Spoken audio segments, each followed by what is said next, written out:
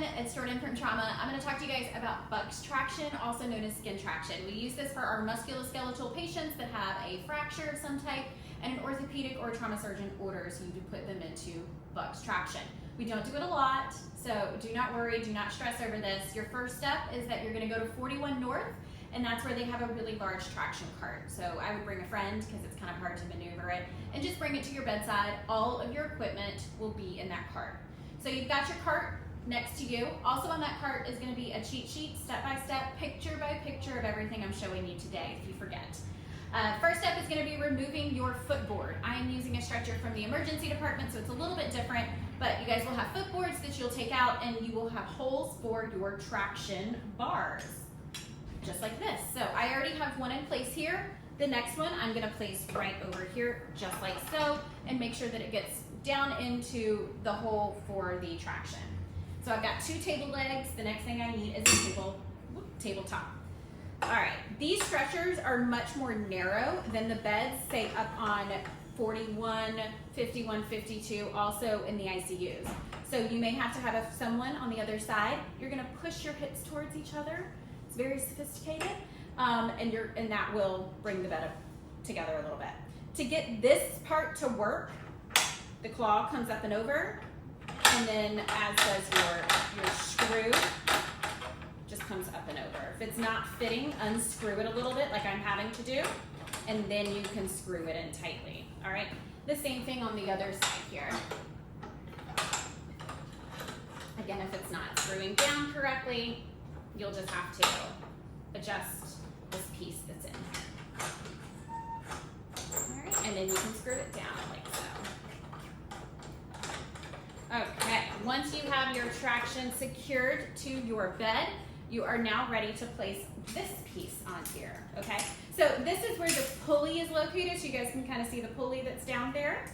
So this is gonna come down here on this center bar. You're not gonna place it in the middle, you're gonna place it down from wherever your fracture is or your injury. So if this is a left hip or a left femur, you're gonna place it down on the left part of the bar. Notice how this is going outward. You don't want it coming inward, that won't do much for you.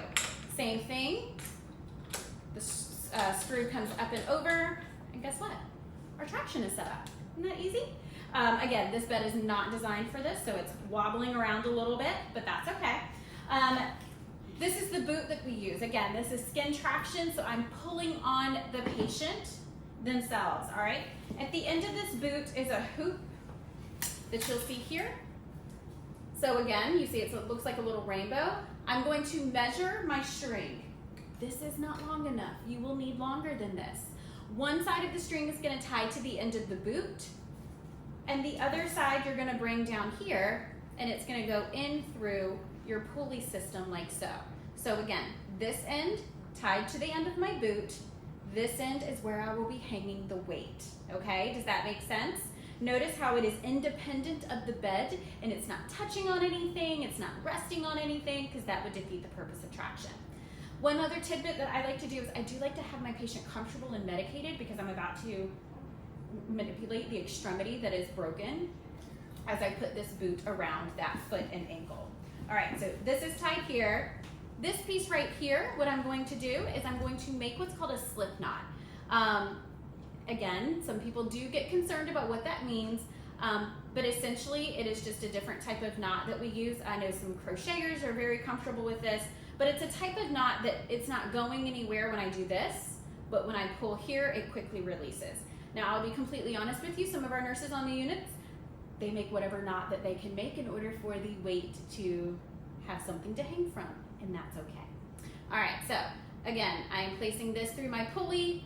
This end is attached to here, and now I'm ready for my weight. Here's my weight. Max poundage is 7. Used to be 10, so a lot of surgeons will still write 10, and you're gonna say you meant 7 on that, right? All right, and then you're gonna place this right here in your hoop, like so. If you need to add more weight to it, we have little increments of weights on that traction cart that will go just along in here like so. And you just go up until your order. Some is 5 pounds, some is 7, some is 6, whatever it is. This is 1 pound, and I find this to be, it's kind of heavy. So just keep in mind your patient, if they're very small, sometimes I will raise the foot of the bed just so my patient doesn't slide out the bottom of the bed. What are you doing after you have placed the patient in traction? You're looking to make sure that you have good alignment of the feet, of the hips, that you have good neurovascular checks, good pulses, good color, good sensation, all of these things. And then just double check with the ordering provider when they want that post-traction x-ray. And that's it. Just make sure you're doing good neurovascular checks on them at least every 4 hours. Not a bad idea to do it every 2, just to be on the safe side. And that's your traction. When they go to the OR, this is all removed, and you won't have to use it after that. Thanks.